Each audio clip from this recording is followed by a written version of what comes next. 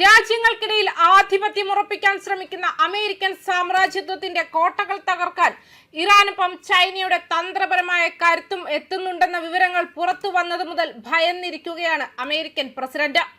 Iran ആയുധങ്ങൾ കൈമാറാൻ China ഒരുങ്ങുന്നതായുള്ള രഹസ്യാന്വേഷണ റിപ്പോർട്ടുകൾ പുറത്തു വന്നതിന് പിന്നാലെ കടുത്ത മുന്നറിയിപ്പുമായി അമേരിക്കൻ പ്രസിഡന്റ് ഡൊണാൾഡ് ട്രംപ് രംഗത്തെത്തി. ചൈന അത്തരമൊരു നടപടിക്ക് മുതിർന്നാൽ അവർക്ക് വലിയ പ്രശ്നങ്ങൾ നേരിടേണ്ടി വരുമെന്നാണ് ട്രംപ് വ്യക്തമാക്കിയത്. അമേരിക്കയും ഇറാനും തമ്മിലുള്ള യുദ്ധത്തിൽ താൽക്കാലിക വെടിനിർത്തൽ പ്രഖ്യാപിച്ചിരിക്കുന്ന സാഹചര്യത്തിലാണ് ഇറാന് ചൈന ആയുധം നൽകാൻ ഒരുങ്ങുന്നുവെന്ന റിപ്പോർട്ട് പുറത്തു വന്നത്. US രഹസ്യാന്വേഷണ ഏജൻസികളാണ് ഇക്കാര്യം റിപ്പോർട്ട് ചെയ്തത്. മാൻപാഡ്സ് എന്ന് വിളിക്കുന്ന തോളിൽ വെച്ച് തൊടുക്കാവുന്ന വിമാനവേധ മിസൈലുകളാണ് ചൈന ഇറാന് കൈമാറുന്നത്. ആയുധം നേരിട്ട് ഇറാന് കൈമാറാതെ മൂന്നാമതൊരു രാജ്യത്ത് എത്തിച്ച് ഇവിടെ നിന്നും ഇറാനിലേക്ക് എത്തിക്കാനാണ് ശ്രമമെന്ന് CNN റിപ്പോർട്ട് ചെയ്യുന്നു. ഇതുമായി ബന്ധപ്പെട്ട് വൈറ്റ് ഹൌസിൽ വെച്ച് മാധ്യമങ്ങളോട് സംസാരിച്ചപ്പോഴാണ് ട്രംപ് തന്റെ കർശന നിലപാട് വ്യക്തമാക്കിയത്.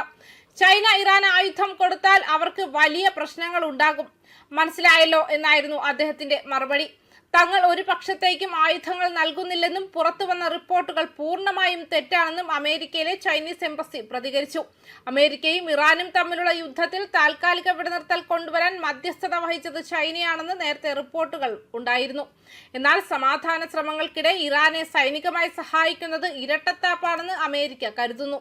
അടുത്ത മാസം ട്രംപ് ചൈന സന്ദർശിക്കാനിരിക്കെയാണ് പുതിയ തർക്കം ഉടലെടുത്തിരിക്കുന്നത്. വെടിനിർത്തൽ കാലയളവിൽ ഇറാൻ തങ്ങളുടെ ആയുധശേഷി വർദ്ധിപ്പിക്കാൻ ശ്രമിക്കുകയാണെന്നും അതിന് ചൈന കൂട്ടുനിൽക്കുകയാണെന്നുമാണ് അമേരിക്കയുടെ ആരോപണം.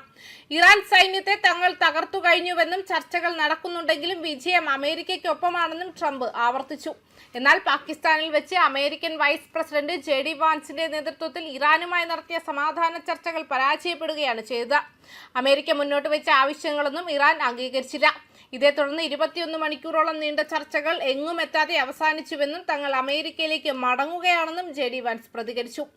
അതേസമയം പതിറ്റാണ്ടുകളായി പശ്ചിമേഷ്യയിൽ ആധിപത്യം പുലർത്തുന്ന അമേരിക്കൻ താൽപര്യങ്ങൾക്കും അവരുടെ സൈനിക ശക്തിക്കും വെല്ലുവിളിയായി ഇറാൻ എന്ന കരുത്തുറ്റ രാഷ്ട്രവും അവർക്ക് താങ്ങായി ചൈന എന്ന ലോകശക്തിയും ഒത്തുചേരുമ്പോൾ ലോകം ഒരിക്കൽ ഒരു വൻ ശക്തി കൂട്ടുകെട്ടിന് സാക്ഷ്യം വഹിച്ചുകൊണ്ടിരിക്കുകയാണ്.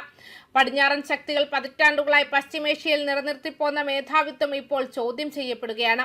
ലോകം ഉറ്റുനോക്കുന്ന ഏറ്റവും പുതിയ റിപ്പോർട്ടുകൾ പ്രകാരം ഇറാനിലേക്ക് ചൈനയുടെ അത്യാധുനിക ആയുധങ്ങൾ രഹസ്യമായും പരസ്യമായും ഒഴുകുകയാണ്.